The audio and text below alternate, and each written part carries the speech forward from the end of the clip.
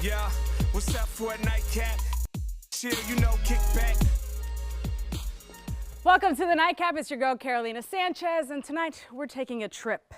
We're not necessarily taking mushrooms or anything, but we are talking to people who are into psychedelics and some who are curious. I mean, there seems to be a psychedelic renaissance happening in the U.S., so let's get into it. Are you preparing to take your first trip? I'm Jess, and here are some of my tips to your first trip. Steer clear of higher doses. I recommend 1.5 to 2.5, but no higher for anyone's first time, no matter the strain of mushroom you're taking. You will likely experience nausea in the come up. That's just because psilocybin is a poison, so naturally your body's gonna try to reject it. I like to smoke a tiny bit in the come up to try to avoid that. Or you can try lemon tech, which is the process of soaking your mushrooms in lemons beforehand to avoid the nausea. Anytime you smoke will elongate and intensify your trip, so be wary of that.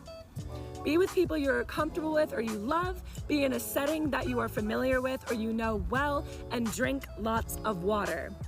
And try setting some intentions beforehand. Set and setting is everything, so make sure you're really in touch with yourself and allow yourself to submit to the trip.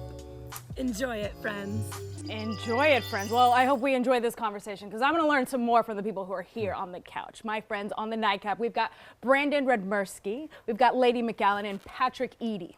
Lady, you are not a psychedelic user, but you're curious. Shockingly, right? Yeah. I don't do any drugs. I've never have. So this is all new to me, but I'm going to start experimenting. This is going to be the first time in my life that I'm experimenting. I'm about to start doing edibles and other things, so I'm definitely interested in psychedelics. It's funny you say it because you're like the girl from Brave, too. Like, of course, you would never do like the Pixar show. Okay. I mean, yeah. Yeah. All right, Patrick, you have smart ass. indulged. Sure. I mean, like, especially like, doing comedy and stuff like that. When I first started doing comedy, I was a big fan of Bill Hicks. And like, Bill Hicks was a big proponent of like psychedelics and stuff like that. And he's very famous for saying like, don't really have any fear of like life and all that stuff. It's all just a ride, right?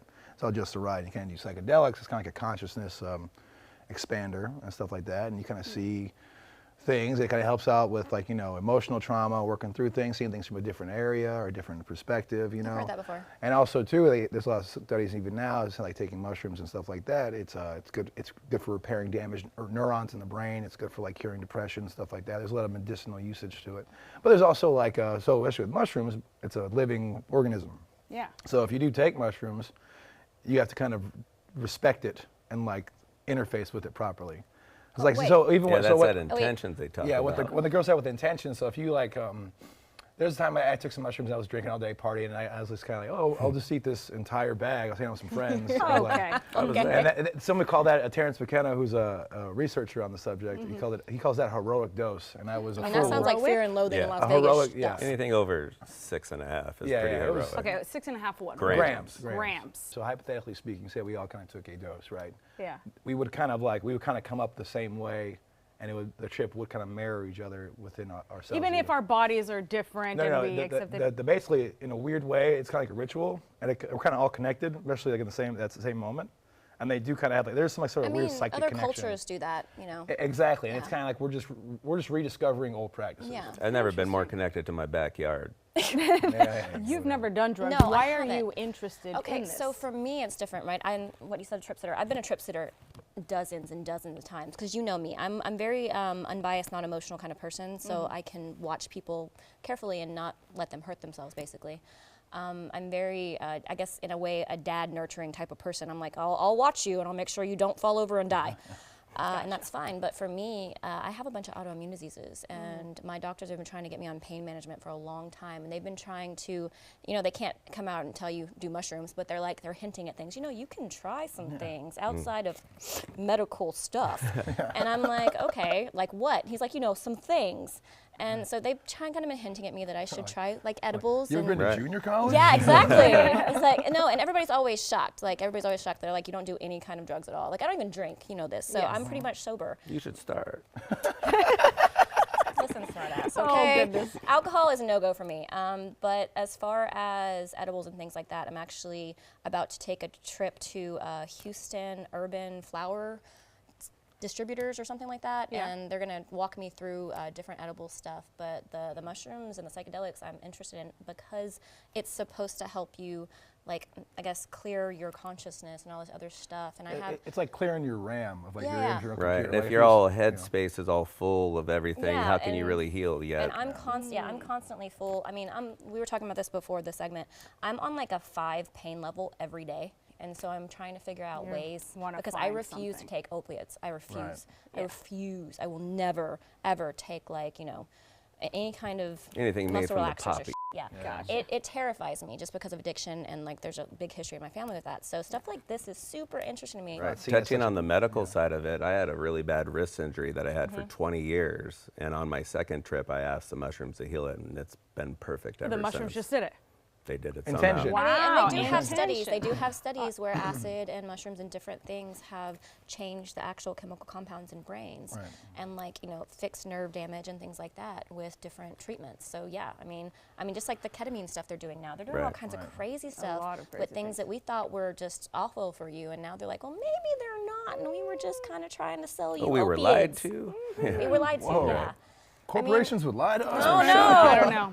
But there may be a lie we've been told for far too long, that Van Gogh cut off his ear because of absinthe. Is that true? Well, we've got Roberto Rivas behind the bar who's shaking up a Sazerac with some absinthe. Hopefully my ears stay intact. You stay right there, though.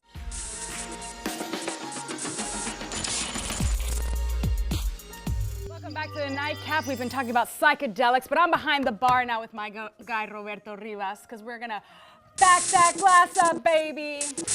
And you're gonna shake up a Sazerac. Well, yes, but in this case, we're gonna stir up a Sazerac. Ooh, stir it up. Yeah, because this is a spirit-based cocktail, so we stir, we don't shake. Okay. We're gonna start with some Peychaud bitters. These bitters originated in New Orleans by Antoine Peychaud. So that's how he started the original Sazerac. Oh, so wait. Sazerac isn't made from cognac?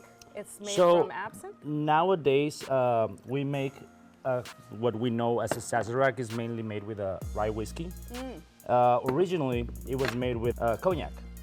But something happened in France where they were not able to get cognac anymore, so they started using rye whiskey. So specifically, they use Sazerac de Forge et Fils. That's the original Sazerac. It was made with that cognac, according to Antoine's specifications. Okay, we gotta respect. We gotta respect our Which ancestors. we cannot find that original form of cognac. Well, I think you can. It's still available in Europe. Just not here. Yeah. Just like absinthe. I see you've got an absinthe bottle here. Yeah. So the cool thing, interesting about absinthe is that people say that absinthe. Hold up, am I about to take a shot of absinthe right now? If you want to, no, never mind. Don't do that. Don't. So actually, guys, never ever try to take a shot of absinthe because you shouldn't do that at all. Oh, okay. It's very high proof, very high in alcohol, and that's the reason why people talk about hallucinogenic experiences.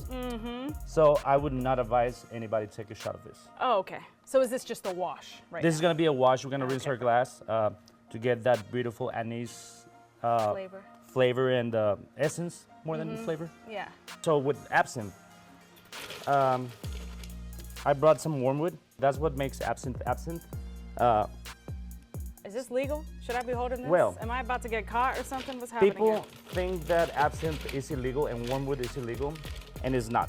It's not? It's illegal to sell absinthe in the United States that is over 10 particles per million or 10 milligrams per liter. I can't do But the you math. can, so we technically in the United States have a Toujon-free absinthe. Toujon is a byproduct of wormwood. Oh, okay, gotcha. So Toujon is to We have our absinthe. workarounds, is what you're saying. Exactly. Okay. Toujon is to absinthe what caffeine is to coffee. Oh, interesting. So you need it. So we have some Toujon in the United States in our absinthe. It's just not the same as the European Union where they allow 35 particles per million. So this is where the caveat comes. It's illegal to sell it here in the United States, but it's not illegal to possess and consume. So you can order it from Europe and have it delivered to your door and drink your real absinthe. Oh, so we have to order it. Yeah. Okay, loopholes. I like loopholes. So we're So gonna- this is not illegal, folks. I'm Nope. good. There's a lot of folklore and history behind absinthe.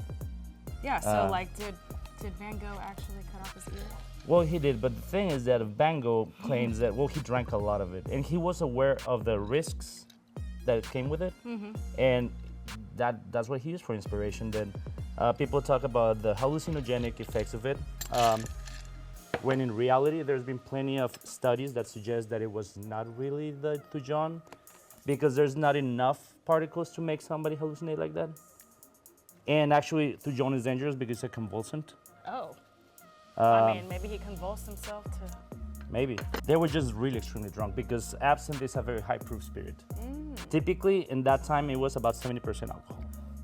And they drank a lot of Oscar Wilde, Monet, Van Gogh. So you're telling me they were just f***ed up? Like really up. Okay, well, it is what it is.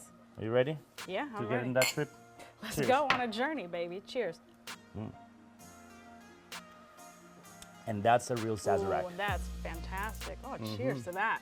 Cheers. All right, well, the conversation continues on psychedelics when we come back, so stay right there.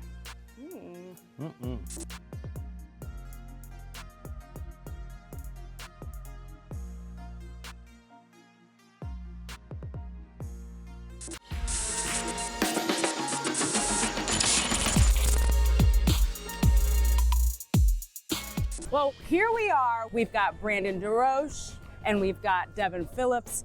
So what is your role in the psychedelic world in general? So I'm the creative strategist at the Multidisciplinary Association for Psychedelic Studies, or MAPS. So I try to say that 10 times fast. MAPS is much easier. MAPS is a lot easier, yeah. And essentially what we do, we're trying to ask, like, how do we responsibly mainstream psychedelics? And are you in cannabis, in psychedelics or music, or both? I'm at the intersection of music and social impact. So mine's a little complicated as well, but I'm the founder of a company called Propeller.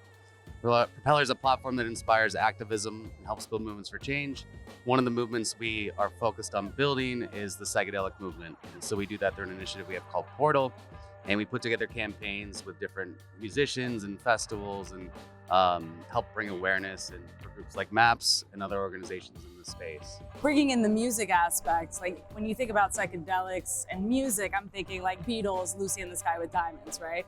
So how are they doing it instead of reaching creative capacity, now trying to tell the audiences, use it responsibly, you know? I think it's a newer thing for a lot of people to have that message, and it's becoming more and more popular. And there's artists out there like Harry Styles and Jaden Smith, and these that are like major mainstream musicians. So it's not just the jam world or the electronic music world that you're seeing a lot of that. But I don't think it has been overly preached until very recently, where they're talking about it more as a tool for mental health and how it shifted their perspective. So. There's not a lot of great examples yet. There's starting to be more and more, and I think we're going to see many more coming out of the psychedelic closet in the coming couple years as we. So you guys are starting the conversation.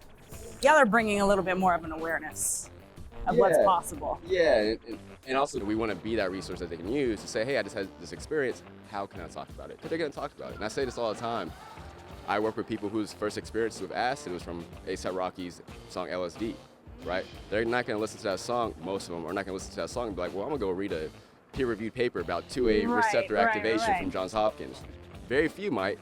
A nerd like me might, but like most won't. So like they also need to have safe access for either someone to help, not what to say mentor, but someone to help teach, somewhere to get resources where they can take those resources and turn back to their community and help their community.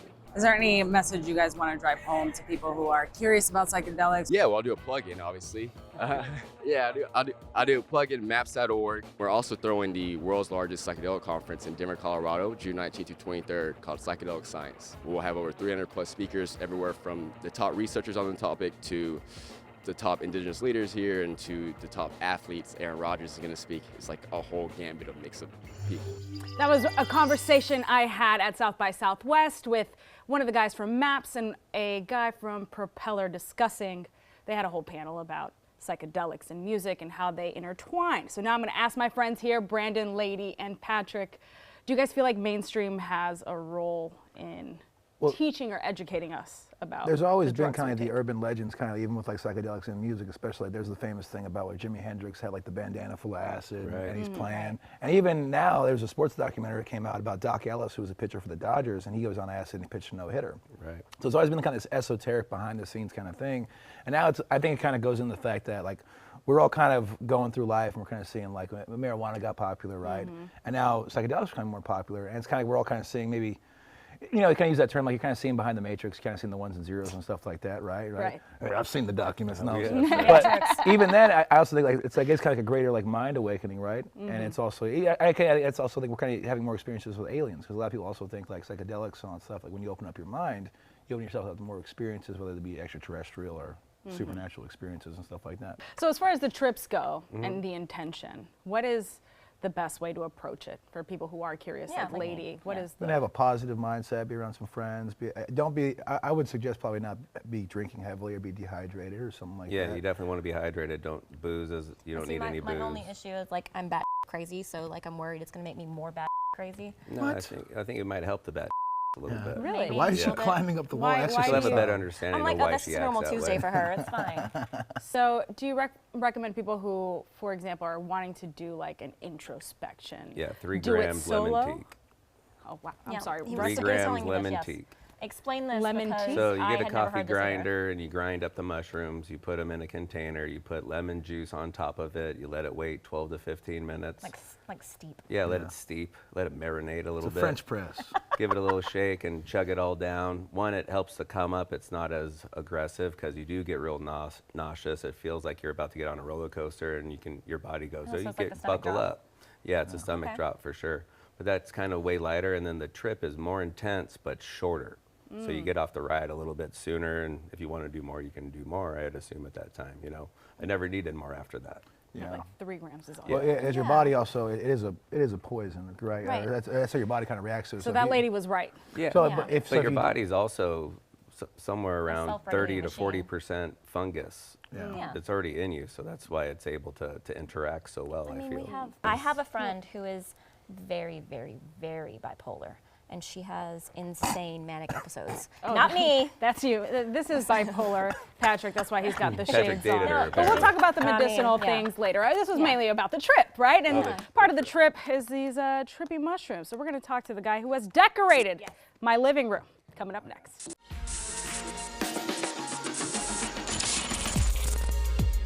Welcome back to the Nightcap. You have seen this set decorated with mushrooms, and the guy behind it is Balloon Josh. You have quite a creative mind. I mean, you just made this out of nowhere, which was this little bracelet with, it's blinking. I don't know if y'all can see that on camera. You specialize in making balloons, but not just your regular schmegular dog and, Nah, no one wants that. That's boring. yeah, that's boring as hell. I mean, you guys don't see it just yet, but there is a stripper that'll be coming over here in a second. And it's not a real life person, it's a balloon that you made. Yeah, I've found that I can pretty much make anything. I've been doing this for over 31 years, and I try and come up with something brand new every single day. I stopped adding to my list at about 10 years ago, but at the time I had 573,322 things that I could make out of I'm sorry, balloons. can you say that again? 573,322 different things I could make out of balloons. And then I decided there's no point in keeping track anymore at this point. Next time you have to make a balloon for me. There we go. But right now you've got something that's Yeah, I'm going to make bright. this one for you. So this is actually one of my favorite things to make. One of the things that I'm known for, just because not a lot of people that I know make Wait, this. this is what you're known for and not all the other? Well, also, I kind 537,000? of recently got some notoriety for doing balloon dresses. I had a friend ask if I could make them a balloon cosplay, like a balloon costume, and I was like, sure, why not? And so it went viral on TikTok, and so I started doing another one, and in the past 3 years, since September of 2020, I have done 250 balloon dresses. Holy smokes. And producer Hobby's telling me that you made one for Lady. Yes, I've done. How many dresses have we done? 5, I think. Yeah, we've done quite a few dresses for Lady, because I love working with her in German because she's such a phenomenal model and just like brings so much life and character to it. And then he's a phenomenal photographer. But there we go. One of my favorite movies growing up was Beauty and the Beast when I was a kid. That was always my favorite Disney movie. I'm gonna add a base for it. But yeah, so I teach at conventions all around the country, in addition to doing like kids' birthday parties, and I do everything from weddings, birthdays, holidays. When I do events, I can do advanced, complicated balloons, but I can do them quick enough that I can, bust them out like a kid's birthday party or a festival. Oh my God, you're gonna have to there come you back. go. This is beautiful. Thank you, Balloon Josh. My pleasure. Thank you for having me. This was quite a trip. All right, friends, you come on over. Well, cheers to y'all. I hope you had a fun time with us on this trip. And listen, if you need any balloon help, Balloon Josh got you.